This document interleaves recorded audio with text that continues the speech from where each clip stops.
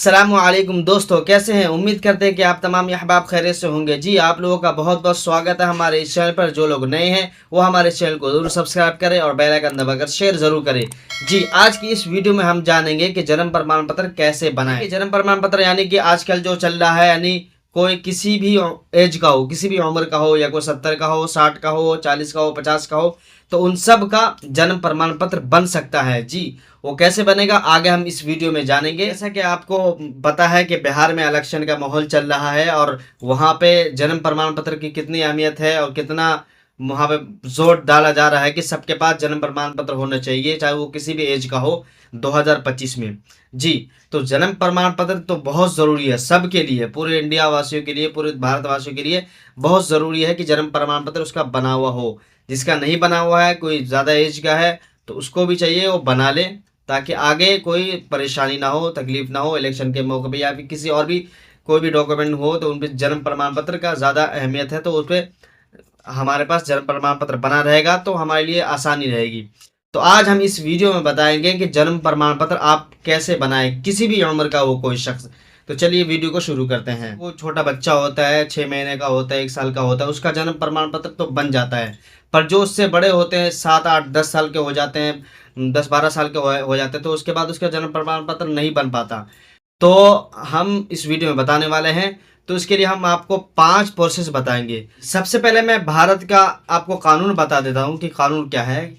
भारत का कानून ये है कि अगर आप 45 साल के बाद भी, आपकी उम्र 45 साल हो गई है, उसके बाद भी अगर आप जन्म प्रमाण पत्र बनवाना चाह रहे हैं, तब भी आपका जन्म प्रमाण पत्र बन जाएगा, बर्थ सर्टिफिकेट बन जाएगा। जी, तो जन्म प्रमाण पत्र के लिए मैं आपको 5 प्रोसेस बताऊंगा।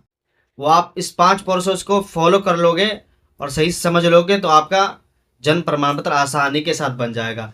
देखिए, सबसे पहले आपने आपने करना है, नगर निगम चले जाइएगा और वहाँ मालूम कर लीजिएगा। सबसे पहले तो ये कर लीजिएगा, ये कर हो जाए तो नगर निगम जाकर वहाँ मालूम करिएगा कि आपका पंजीकरण हुआ है कि नहीं हुआ है, या आपके फादर ने या आपके दादाजी ने या किसी ने आपका पंजीकरण कराया है कि नहीं कराया है। जी, अगर वहाँ वहाँ लोग बता देंगे कि हाँ आपका पंजीकरण हुआ हुआ है, तब तो कोई बात नहीं, तब तो आसानी के साथ बन जाएगी। अगर आपका पंजीकरण नहीं हुआ है तो क्या प्रोसेस है, क्या होगा। पंजीकरण हुआ होगा तो फिर आसानी के साथ बन जाएगी। अब ठीक है, पंजीकरण अगर नहीं हुआ होगा तब क्या प्रोसेस है, वो प्रोसेस जान लेते हैं। ठीक है, तो सबसे पहले आपने करना है, सबसे पहले कोर्ट जाना है।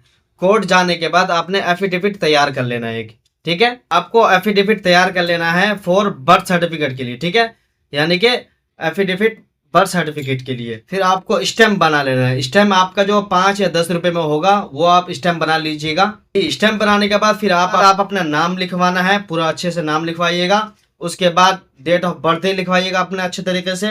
उसके बाद फादर का नाम और मदर का नाम भी सही से लिखवाइएगा। उसके बाद आप देरी का कारण बता दीजिएगा कि क्यों देर होगी, क्यों आप इतने दिन तक अपने बर्थ सर्टिफिकेट यानी जन्म प्रमाण पत्र नहीं बना पाए, तो ये भी लिखिएगा। उसके बाद आपने स्टैम्प लगवा लेना है। ठीक है, स्टैम्प लगवा लीजिएगा, 5 या 10 रुपए वाले लगा लीजिएगा। ठीक है, तो उसके बाद आपका लगेगा आईडी प्रूफ। जी, आईडी प्रूफ ये है कि अगर आप स्कूल गए हैं तो स्कूल लिविंग सर्टिफिकेट भी दे सकते हैं, और मैट्रिक की सर्टिफिकेट है, या 8वीं की टीसी है जिसमें सही से डेट ऑफ बर्थ लिखा हो, वो दे सकते हैं। ठीक है, स्कूल लिविंग हो, मैट्रिक सर्टिफिकेट हो और 8वीं की टीसी एक, ये देंगे। उसके बाद आपको आधार कार्ड और वोटर आईडी कार्ड और पासपोर्ट, इन तीनों में से किसी एक चीज़ को देना है आपको। ठीक है, उसके बाद आपको माता पिता या गवाहों का शपथ पत्र है, वो आपको देना है। जी, तो उसके बाद आपका आवेदन में ऑनलाइन या ऑफलाइन का ऑप्शन होगा, तो उसमें ऑनलाइन आपने कर देना है। और इसमें एक और बात बताते चलूँ, अगर आपकी एज 30 या 40 या 50 साल की उम्र हो गई है तो आपका ऑनलाइन नहीं होगा, आपका ऑफलाइन ही करना पड़ेगा। क्योंकि जो बच्चे होते हैं उनका ऑफलाइन में होता है, बर्थ सर्टिफिकेट बन जाता है, जन्म प्रमाण पत्र बन जाता है। बट आपकी उम्र अगर ज़्यादा हो गई है, आपकी एज ज़्यादा हो गई है, तो आपको ऑफलाइन ही करना पड़ेगा। तो अगर आपकी एज ज़्यादा हो गई होगी तो आपको ऑफलाइन ही करना पड़ेगा अप्लाई। तो आपका जो ऑफलाइन होगा वो नगर निगम या नगर पंचायत में अप्लाई हो जाएगा। और अगर आपकी एज कम है तो आप ऑनलाइन भी अप्लाई कर सकते हैं। ऑनलाइन अप्लाई करने का जो वेबसाइट है वो ये है www.crsorgi.gov, इनमें अप्लाई कर सकते हैं आप। अगर आपकी एज अगर ज़्यादा है तो आपको वही नगर निगम या नगर पंचायत में जाकर सारे डॉक्यूमेंट दे देने होंगे। पांचवा प्रोसेस क्या है वो सुनिए, पांचवा प्रोसेस ज़्यादा अहम है, वो सुनिए, देखते रहिए वीडियो। पांचवा प्रोसेस आपको समझना होगा कि जैसे कि आपने सब चीज़ दे दिया, आप दे दिए होंगे, सारे डॉक्यूमेंट दे दिए हैं। सब डॉक्यूमेंट देने के बाद अब वो वेरीफाई होगा, ठीक है। जैसे कि आपने स्कूल लिविंग दे दिया, मैट्रिक सर्टिफिकेट दे दिया, 8वीं का टीसी भी दे दिया, और आपने आधार कार्ड दे दिया, और जैसे कि सारी चीज़ दे दिया, और गवाहों का शपथ पत्र भी दे दिया, तो अब ये वेरीफाई होंगे, ठीक है।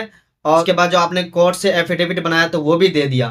उसके बाद वेरीफाई होने में अगर कुछ भी ज़रा से भी कुछ कमी होगी, ज़रा से भी कुछ आगे पीछे गलती होगी, तो उसके बाद कागजात चेक किए जाएंगे, और क्या कहते हैं, उसमें कुछ कमियां होंगी तो गवाहों को बुलाया जाएगा, उसके बाद पूछताछ होगी, उसके बाद आपका आसानी से जन्म प्रमाण पत्र बन जाएगा। जी, तो ये 5 प्रोसेस आप अगर सही से समझ लेंगे और करेंगे तो इंशाल्लाह हो जाएगा। सबसे पहले तो 5 सुन लीजिए क्या है। पंजीकरण कराना है जाके, उसके बाद एफिडेविट फॉर बर्थ सर्टिफिकेट के लिए करना है, उसके बाद स्टम्प ले लेना है एक, ठीक है, 5 या 10 रुपये में। उसके बाद फादर मदर का नाम ले लेना है और देरी का कारण आपने डाल देना है। उसके बाद आईडी प्रूफ डाल देना है, स्कूल लिविंग या फिर मैट्रिक सर्टिफिकेट का, स्कूल लिविंग सर्टिफिकेट का, या फिर 8वीं की टीसी डाल देना है। उसके बाद गवाहों का शपथ पत्र डाल देना है। जी, ये सब करने के बाद आप अच्छी तरीके से कर देंगे तो इंशाल्लाह आपका अप्लाई हो जाएगा। और नगर निगम ऑफलाइन में आपको करना होगा, अगर आपकी एज ज़्यादा है तो हो जाएगा इंशाल्लाह। अगर हमारी ये वीडियो आपको अच्छी लगी हो और पसंद आया हो तो हमारी वीडियो को लाइक करेंगे और हमारे चैनल को सब्सक्राइब कर देंगे। बहुत बहुत शुक्रिया हमारे चैनल पर आने के लिए। अस्सलाम वालेकुम।